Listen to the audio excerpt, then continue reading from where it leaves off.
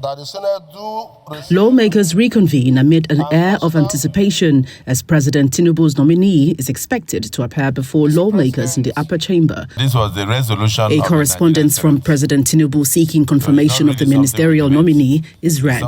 Members from the Northeast. The Senate relaxed its rules while dissolving into the Committee of the Whole as it admits the former Chief of Defense Staff, General Christopher Musa, into the chamber. The minister-designate begins with a brief background in his opening remarks. I am General Christopher Musa, retired, the 18th Chief of Defense Staff, Armed Forces of Nigeria. I want to assure you we're going to work united as we did when I was the Chief of Defense Staff. The important thing is for us to take the ownership of the challenges confronting our dear nation. As questions began pouring in, lawmakers sought to know how he intends to tackle the issue of terrorism and rescue of the remaining children in captivity. And how can you assure us that with this nominee or with this nomination that we are sure that you'll be able to work with a team under you to ensure the release of those children and to give Nigeria a better image? So, sir, we're going to make sure that we do a whole of society approach into addressing this issue of kidnapping of school. No indolence, no act of cowardice will be entertained. We're going to make sure that we follow them critically to see what they are doing from the commanders down to the troops. I was wondering how the general himself was alone when he's supposed to have his own troops with him. So there are questions that need answering. And I can assure you, sir, we're going to get to the bottom of this. We'll find out what happened, who are those involved, including that one for the children at MAGA. Having served 39 years all through my career in the armed forces, we have seen what is going on, we have understood what is going on, and we know what we need. After a question has been proposed, tension, however, rose in the chamber when a lawmaker moved a motion seeking the swift conclusion of the confirmation process.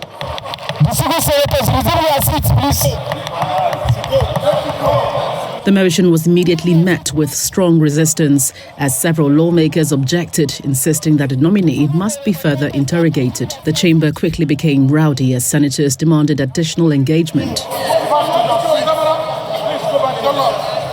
Senator, may get to resume your seat. After minutes of disruption, the Senate's president rose, an action signifying a call for order. If you're a senator, you will know this. We have not yet asked him what his response will be to Donald Trump, the president of America. He is not just anybody. Chief of Defense Staff, a nominee for a Minister of Defense of a country, and you stand up and say you should take a bow and go, with so many questions on the mouth of Nigerians. The 58-year-old former CDS, who is not oblivious of the weight of expectation by the lawmakers, is further grilled. Many distinguished senators remind us that people know where these terrorists are. They know their roots. And in any case, if they didn't know them, how do they negotiate with them?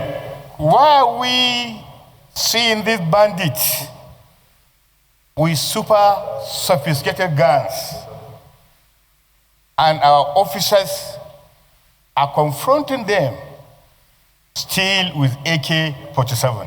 There are still a lot of gaps within the armed forces that is also mitigating against them be able to achieve success fully. For whatever reason, we must stop the killings. Nigerians must not be killed, or anyone in Nigeria must not be killed for whatever reason. We assure you that we're going to be very firm in all we are doing.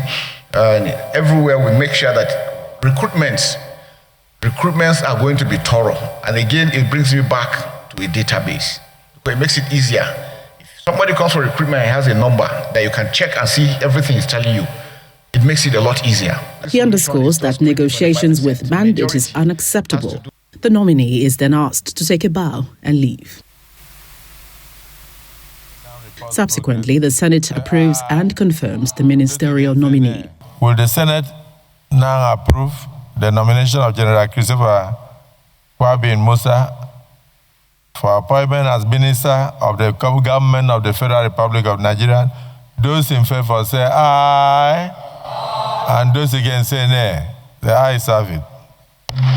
Earlier, the Senate passed through second reading the bill seeking to amend the Terrorism Prevention and Prohibition Act to classify kidnapping, hostage-taking as acts of terrorism. From the National Assembly, Gloria Umezuke, Channels Television News.